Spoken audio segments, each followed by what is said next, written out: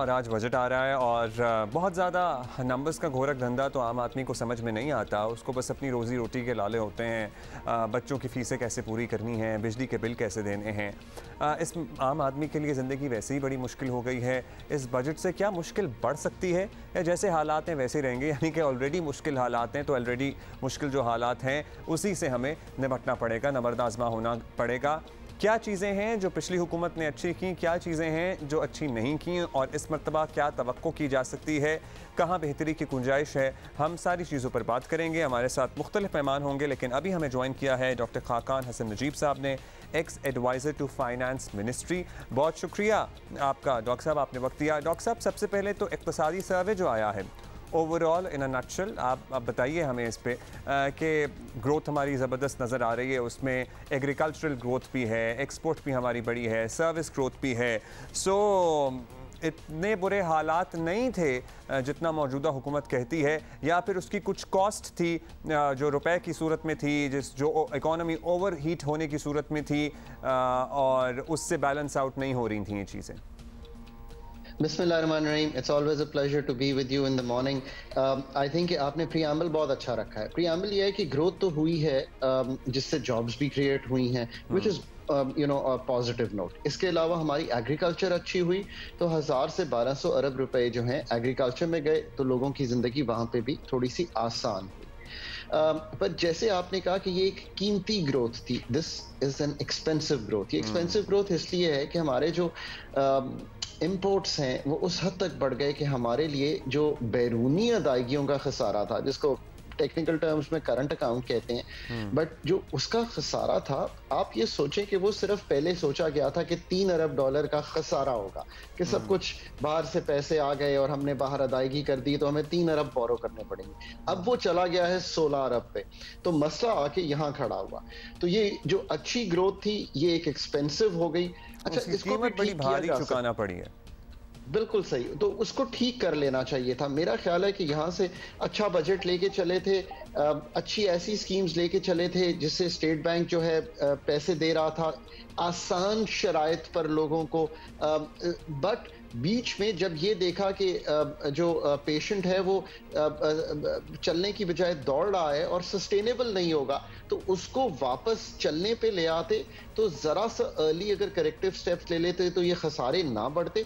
फिर हमारा मालियाती खसारा, जो दूसरा खसारा नहीं, तो कहते तो रहे हैं शौकत तरीन साहब कि वो ज़रा स्लो डाउन करने की कोशिश करेंगे, तो उन्होंने क्या, आप चूँकि बड़े करीब से मामलात आपने भी ओवरसी किए, मतलब उन्होंने कोशिश की नहीं या फिर उन्होंने कोशिश की एंड वो सही साबित नहीं हो सकी, एज इन वो नतीजा नहीं दे सकी?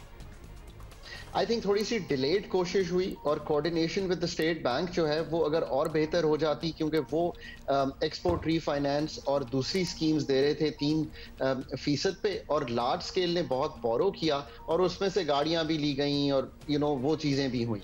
और दूसरा जो फिर इम्पैक्ट आना शुरू हो गया ना, जो कि गवर्नमेंट आई थिंक थोड़ा सा उसका डिलेड समझी, वो थी कि तेल जो था वो 55-60 डॉलर से जब बढ़ के 80-85-90 डॉलर पर चला गया पर बैरल। और आप हैरान होंगे, हम कोल से अपने कारखाने चलाते हैं, आपको पता है जो साहिवाल में प्लांट लगा हुआ है ये कोल से चलता है, एक और प्लांट है पंजाब में वो कोल से चलता है। कोल की कीमत तकरीबन दुगनी और तिगनी हो गई।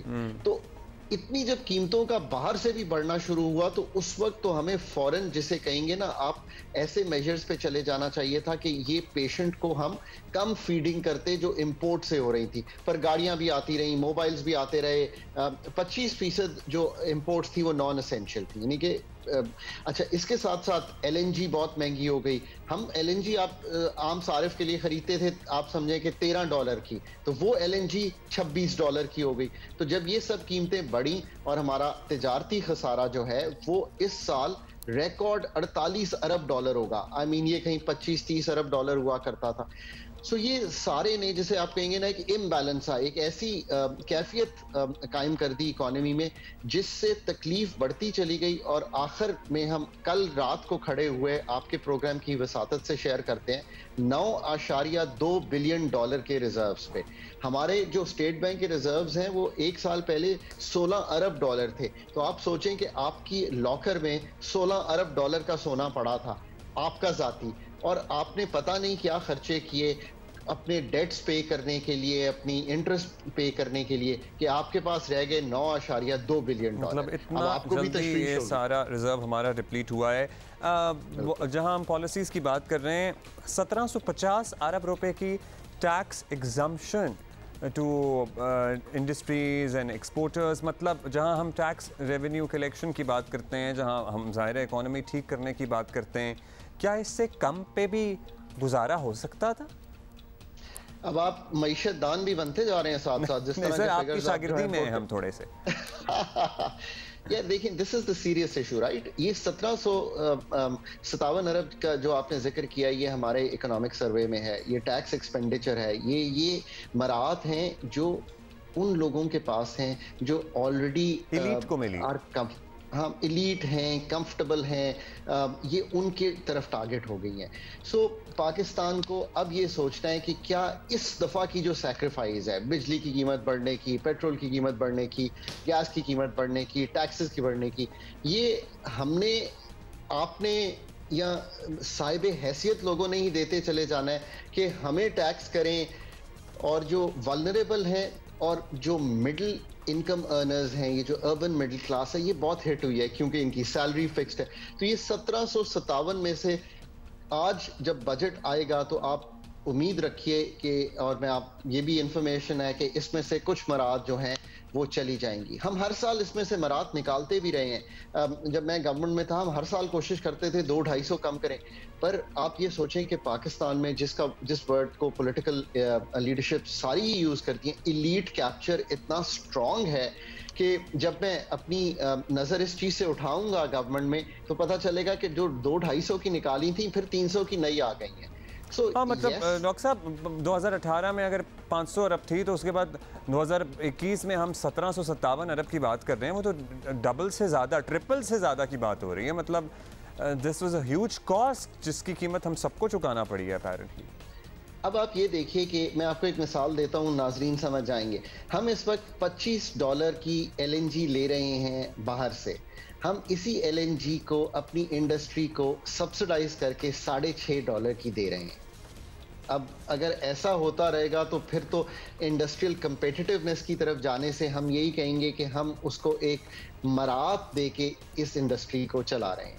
सो दीज आर द थिंग्स। अब हमें ये 4 और सेक्टर्स जो है ना, ये मैं कौम के सामने ज़रूर हमेशा रखता हूँ ताकि कौम जो है ना वो इस पे अपना माइंड मेकअप कर ले। एग्रीकल्चर सेक्टर से 20% है पूरी इकोनॉमी का, और उसमें से टैक्स 1, 1.5, 2, 2.5 अरब रुपया आता है। ये पीनट्स है बिल्कुल। नंबर 2, रियल एस्टेट पे कोई टैक्स नहीं है, और रियल एस्टेट में देखे ना, इन्वेस्ट तो साहिब हैसियत लोग ही करते हैं, पर आप जितना मर्जी कमा लें। लेट्स से कि मैंने हम इसी पॉइंट को लेके जाते हैं ज़रा। डॉक्टर खाकान, हम इसी पॉइंट में हमारे कराची स्टूडियोज़ में हमें अभी ज्वाइन किया है ज़ीशान मर्चेंट साहब ने, टैक्सेशन एक्सपर्ट हैं, कराची टैक्स पर एसोसिएशन के साबिक जनरल सेक्रेटरी हैं। बहुत शुक्रिया ज़ीशान साहब ने वक्त दिया। ज़ीशान साहब, क्विकली हम आपका कॉमेंट चाहेंगे। हम बात कर रहे थे 1757 अरब रुपए की टैक्स एग्जम्पशन की to the industries and exporters and everybody, जो 2018 में 500 अरब रुपए होती थी। सो ये खासी भारी कीमत नहीं है जो हम सबको चुकाना पड़ी है मराहत देने की?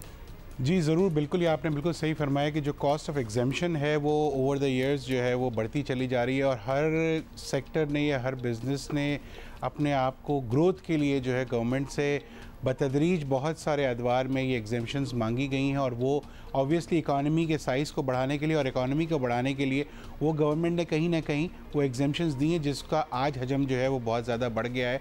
लेकिन इसमें ये भी ज़रूर देखना चाहिए कि बहुत सारा ऐसा भी सेक्टर है जो नॉन प्रॉफिट ऑर्गेनाइजेशंस होती हैं, उनकी भी जो कॉस्ट है वो इस कॉस्ट में शामिल है। तो अगर आप उसको भी ले लेते हैं तो यकीनन इसका इम्पैक्ट तो ज़रूर आता है, लेकिन ओवरऑल ये बात बिल्कुल ठीक है कि कॉस्ट ऑफ एग्जेम्पशन जो है वो बहुत ज़्यादा है। लेकिन इसकी वजूहत हैं, ये वजूहत इसलिए एग्जेम्पशन इसलिए मांगी जाती हैं, ये कॉस्ट, इसका हजम इसलिए इतना ज़्यादा बढ़ गया है कि हमारे पास हमारा मुल्क का जो टैक्स रेट है, जो सिस्टम ऑफ टैक्सेशन है, वो बहुत हायर रेट पे हमें टैक्स करता है। यानी कॉरपोरेट्स को अब जो है वो 29% पे टैक्स होता है, इससे पहले वो 35% तक टैक्सेशन रेट होता है। तो कोई भी आपका रीजन में इतना ज़्यादा टैक्स नहीं जितना पाकिस्तान में टैक्स रेट है।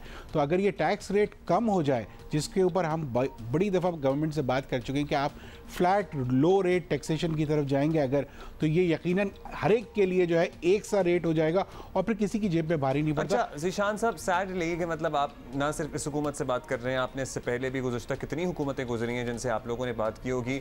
हम literally when we were school हम ये सुनते थे कि जनाब हम हायर टैक्स मतलब रेट है हमारा टैक्स नेट नहीं बढ़ता। हम स्कूल से ग्रेजुएट होके 14 साल 15 साल से टीवी पे आके बैठ गए, हम 15 साल से यही बात कर रहे हैं कि हमारा टैक्स नेट नहीं बढ़ता। सो आज भी हम यही बात कर रहे हैं कि हमारा टैक्स नेट नहीं बढ़ता। जी बिल्कुल, आप देखें हम सारा यानी पाकिस्तान का ऐसा डिलेमा ये है कि 2.9 मिलियन टैक्स पेयर्स हैं, जिसमें से 1000 या 1200 कंपनीज ऐसी हैं जो आपका 85 से 90% टैक्स देती है, बाकी तो सब जो है वो सिर्फ वो ग्रेवी जिसको कहते हैं वो है। अब इसकी वजह क्या है? प्रॉब्लम ये है कि अगर मैं 100 रुपये कमा रहा हूँ तो आप मुझसे कहते हैं कि 100 रुपये में से 35 रुपये मैं टैक्स दे दूँ।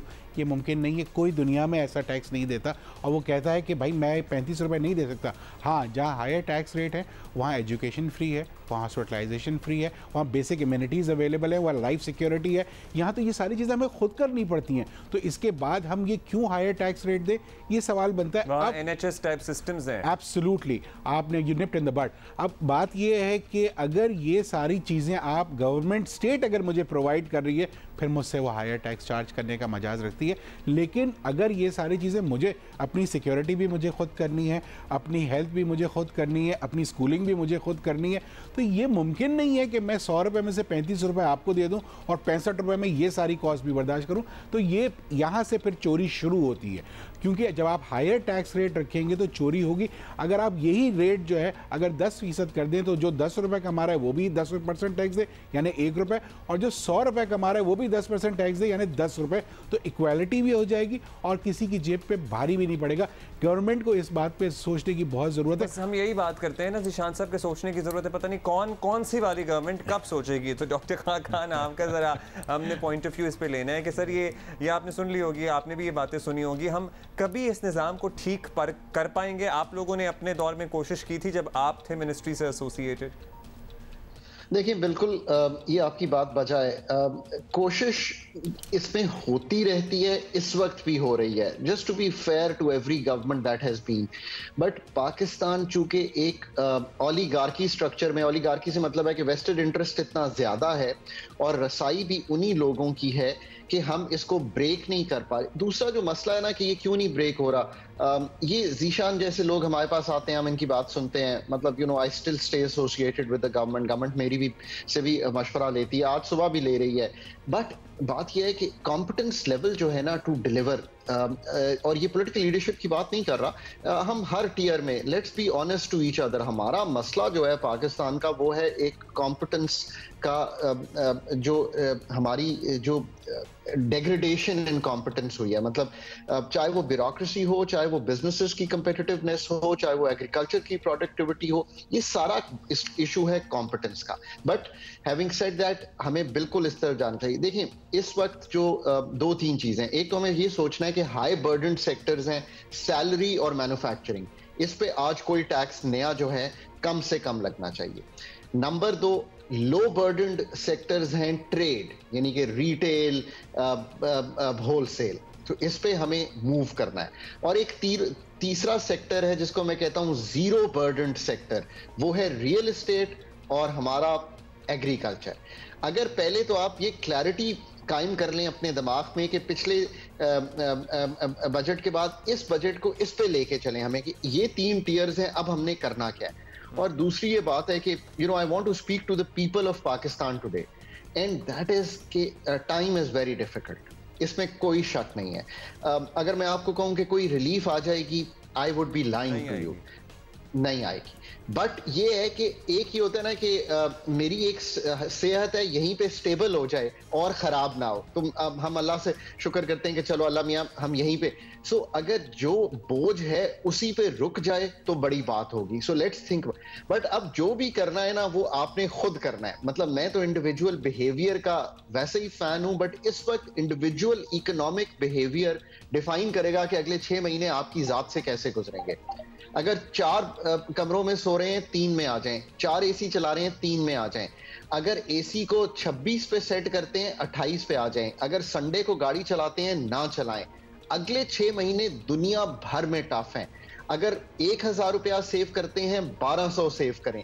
अगर आप लोग खाना में 3 डिशेस पकाते हैं तो 2 कर लें। अगर 2 पकाते हैं तो जितनी अपनी किफायत शुआरी करेंगे उतना तो ही वक्त करनी ही पड़ेगी। मतलब ये तो आप कह रहे हैं कि हम सबको करनी चाहिए बिकॉज टाइम्स आर टफ, लेकिन हालात भी एक आम आदमी के ऐसे ही हैं। मतलब महंगाई उसके लिए इतनी बढ़ गई है कि वो बहालत मजबूरी भी ये सारी चेंजेस अपनी ज़िंदगी में लेकर आ रहे हैं। ज़ीशान साहब, मतलब आप लोगों से सभी लोग राब्ते में रहते हैं जब इस तरह की पॉलिसीज़ डिफ़ाइन करनी होती हैं, और आप लोग अब से नहीं सबको मशवरे देते आए हैं। इस मरतबा आपसे मशवरा और आपके साथियों से मशवरा लिया गया, मतलब इस मरतबा कोई चेंज हम तवक्को कर सकते हैं टैक्सेशन के मामलात में, या फिर रिवायती तौर पर बस जो चल रहा है वही चलता रहेगा? देखिए, मैं पहले डॉक्टर साहब की बात को आगे बढ़ाऊंगा। एक चीज़ कहना चाहूँगा कि हमारे पास right man for the right job इस वक्त नहीं है। लोग जब तक आप right man for the right job नहीं रखेंगे ये चीज़ें केओटिक ही रहेंगी।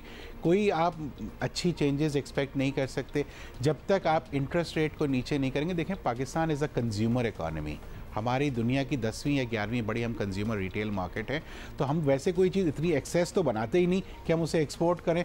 तो जो हम लोकली बनाते हैं या लोकली हम कंज्यूम करते हैं, ख़रीदते हैं बाहर से, तो उसमें हमारा जितना भी बिजनेसेस हैं, चाहे वो रिटेल सेक्टर हो, होलसेल सेक्टर हो या इंपोर्टर हो, वो बैंक से फाइनेंसिंग के थ्रू काम करता है। और वो फाइनेंस जो है वो कहीं कहीं 40-50% ऑफ द कैपिटल होता है। तो अगर आप इतना हायर इंटरेस्ट कॉस्ट रखेंगे तो आप, मैं और आपके जो कैमरामैन हैं, ये उसका जो है ना उसका बोझ बर्दाश्त करेंगे in the form of higher prices. Inflation यहीं से क्रिएट होता है और यहीं से पाकिस्तान जैसी इकॉनमी, हम ये अफोर्ड नहीं कर सकते कि हम इतना हायर इंटरेस्ट रेट पे जाएं, क्योंकि उसकी बुनियादी वजह यह है, वैसे तो दुनिया का रूल है कि जब आपको इकॉनमी को स्लो डाउन करना हो तो आप इंटरेस्ट रेट को बढ़ा दें, लेकिन अगर आप इंटरेस्ट रेट को इतना बढ़ा देंगे तो आपकी इकॉनमी बैठ जाएगी। तो हमें कोशिश ये करनी है, कोई बात नहीं, जो जैसे डॉक्टर साहब ने कहा कि 2 डिशेस की बजाय 1 डिश पे आ जाए, वो तो इन्फ्लेशन की वजह से आप ऑटोमेटिकली आ जाएंगे, उसमें तो कोई दो राय नहीं है। लेकिन सवाल ये पैदा होता है, इसके साथ साथ ये सिर्फ आप आवाम से जो है ना सिर्फ वो नहीं, कुर्बानियाँ नहीं मांग सकते। आपको जो आपके आला जो स्टेक होल्डर जो बैठे हुए लोग हैं उनको भी कुर्बानियाँ देनी पड़ेंगी। अगर कोई सेक्टर टैक्स नहीं देता तो सबको टैक्स देना चाहिए। बात की इन्होंने रियल एस्टेट पे टैक्स होना चाहिए। रियल एस्टेट की परचेज और सेल पे आज भी टैक्स है, चाहे जैसा भी टैक्स है, उसका कैपिटल गेन टैक्स भी है। कहते हैं नहीं है, टैक्स तो है, टैक्स तो है। और एग्रीकल्चर जो है वो सूबाई सतह पे टैक्स लगता है, फेडरेशन उसको टैक्स नहीं कर सकती। रियल एस्टेट पे भी अगर कॉन्स्टिट्यूशन आप पढ़ते हैं, उसकी अमेंडमेंट को जो लॉ पढ़ते हैं, तो वैसे तो रियल एस्टेट पे भी गवर्नमेंट टैक्स नहीं लगा सकती, सूबे का सब्जेक्ट है। तो ये बहुत सारी चीज़ें जिसको देखना पड़ेगा। हमारा हायर सेल्स टैक्स रेट है। अगेन, अगर जब तक आप इन रेट्स को रिकंसिडर नहीं करेंगे, लोअर साइड पे चोरी होती रहेगी, स्मगल होता रहेगा गुड्स। आप इंपोर्ट सेंट्रिक कंट्री हैं, आप पाकिस्तान में चीज़ें बहुत कम बनाते हैं। आपका अलमिया ये है कि आप सुई तक तो बाहर से इंपोर्ट करें, बहुत कम चीज़ें पाकिस्तान में बनती हैं। इंपोर्ट सब्स्टिट्यूशन के ऊपर हम बहस कर करके थक गए। आप जैसे कहते हैं ना, जब आप स्कूल में थे तब से आप ये सुनते आ रहे हैं, मैं तब से ये कहता आ रहा हूँ कि जी इंपोर्ट सब्स्टिट्यूशन की तरफ जाना पड़ेगा। हमें वो चीज़ें खुद बनानी पड़ेंगी जो हम बाहर से इंपोर्ट करते, ताकि आपका फॉरेन एक्सचेंज मुल्क से बाहर ना जाए। डॉक्टर साहब, आप कुछ ऐड करना चाहें डिस्कशन में, then we have to conclude. देखिए, मैं यही ऐड करना चाहूँगा कि of course the government has to do the sectors जिनके जो अंडर टैक्स्ड हैं और जो जहाँ पे टैक्सेशन की लीकेजेस हैं। बट ये रियल एस्टेट जो है ना, ये पाकिस्तान समझ नहीं रहा। You know, I worked in an economy in Australia जिसमें बहुत ये रीट्स का काम होता है। इसको समझने की कोशिश करें। आप 5 करोड़ का प्लॉट खरीदते हैं, आप 10 करोड़ का 4 साल के बाद बेचते हैं, आप 5 करोड़ का मुनाफा कमाते हैं, 0 कैपिटल गेन्स टैक्स है। दैट इज अनफेयर और that cannot be. That is why मैं पाकिस्तान में इंडस्ट्री नहीं लगाता। मैं ये करता हूं कि मैं प्लॉटिज्म में खेलता रहता हूं।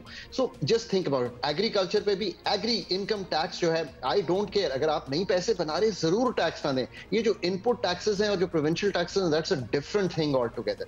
हमें इस वक्त बोल्ड स्टेप्स लेने की जरूरत है। नहीं लेंगे, you will get a domestic resource mobilization का potential पाकिस्तान का और जो हम earn कर रहे हैं उसमें 50% का फर्क है। Let's pay up. The people who have the money should pay up. और इस बजट में एक चीज मैं और देखना चाहूंगा, एंड करते हैं गुड न्यूज़ पे, we will have targeted subsidies, इसका हुजम बढ़ा हुआ आएगा, इनकम सपोर्ट में भी आएगा, इलेक्ट्रिसिटी पे भी आएगा, डीजल और पेट्रोल पे भी आएगा। सो उससे आपकी जो कीमतें कुव्वते खरीद है वो कम से कम हर्ट होगी। कैसे आएगा सर, अगर थोड़ा सा आप हमें जरा हिंट दे दें कोई। हिंट यह है कि इस वक्त एक 28 अरब का टारगेटेड सब्सिडी डीजल पे चल रही है। सो इसी को कुछ मैनेज करके कंटिन्यू किया जाएगा। 28 अरब से का मतलब है कि 2000 अरब जो है, 2000 रुपए जो हैं तकरीबन 14 मिलियन हाउस होल्ड्स तक गए थे। सो इसी को कोई गवर्नमेंट सोच रही है कि इसी को टारगेटेड करके आगे चलाया जाए, क्योंकि ये वन ऑफ था तो we have to move on that. इसी तरह इनकम सपोर्ट प्रोग्राम 250 अरब था, वो भी बढ़ा हुआ आएगा। इलेक्ट्रिसिटी सब्सिडी भी थोड़ी बढ़ानी पड़ेगी, आई डोंट थिंक ये फाइनल हुई है अभी तक। उसकी वजह ये है कि 7 रुपए 92 पैसे का नया टैरिफ जो है वो नेपरा ने दे दिया है अनफॉर्चुनेटली। सो हमें थोड़ा सा अपने उन वल्नरेबल सेगमेंट्स को हेल्प करना पड़ेगा। बहुत शुक्रिया आपका, बहुत शुक्रिया sir, thank you, that's all the time we have. Doctor Khaqan Hasan Najeeb sahab, Zeeshan Merchant sahab, thank you guys for being with us.